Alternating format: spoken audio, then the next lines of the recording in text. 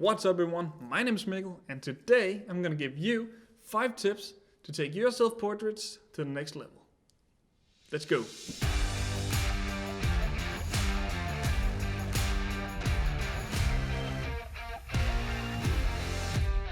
So, you're a photographer and you need photos of yourself for Instagram, Facebook, your website, but you have nobody who can take them.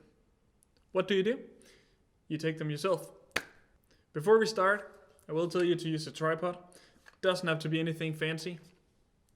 3 legs and a place to hold your camera will do just fine. Number 1, use your phone or remote trigger. If possible, I would highly recommend connecting your camera to your phone. That way you'll be able to monitor yourself, you'll be able to frame yourself up, and you'll be able to take the pictures without running back and forth.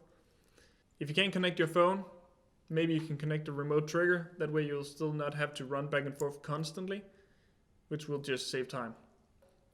If you can't do any of that, you'll have to use your camera's self-timer, which means that you'll have to use manual focus, you'll have to guess your framing, you'll have to run back and forth.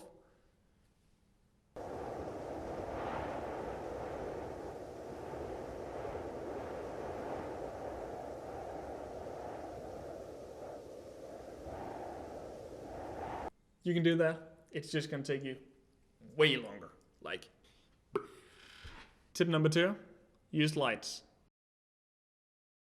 Whether you're inside or you're outside, using natural light or studio lights, flash, using light to enhance your photo is key.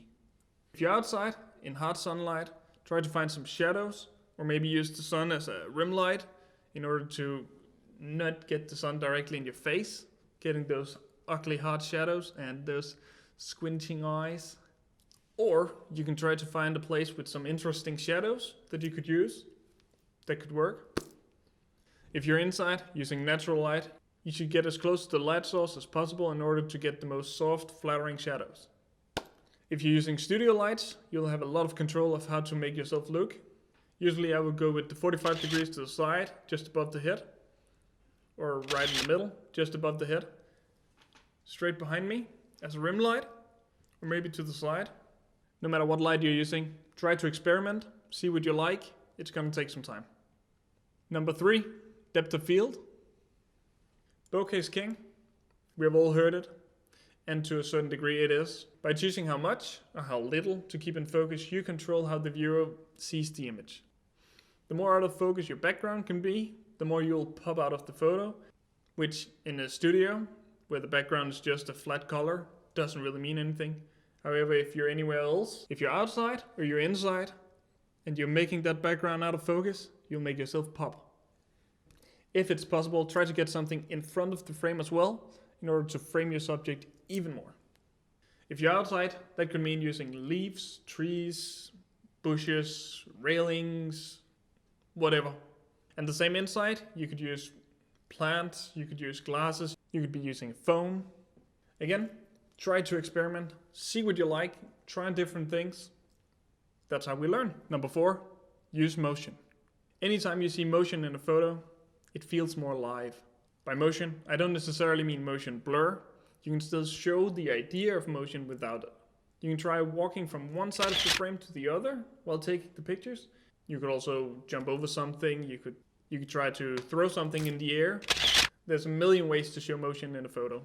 The last one, tip number 5, quantity. When you're behind your camera, you can go make the micro adjustments on the fly. You get to take the pictures exactly when you want. You can't do that on your self-portraits. This means that you have to take a lot of photos in order to get the ones that you like. And I'm not talking like 5 photos, 10 photos, 20 photos. No, I'm talking more like 100 photos before you even get something that you remotely like. And that's just how it is, because you're not behind the camera. You don't know exactly what you're getting every single time. So when you think you got it, take 10 more, just to be sure. So that's all. Those were my 5 tips for you guys. This was a lot of fun to put together, and I hope that you got some better self-portraits out of this. If you have any questions, put them down below, and I'll see you next video.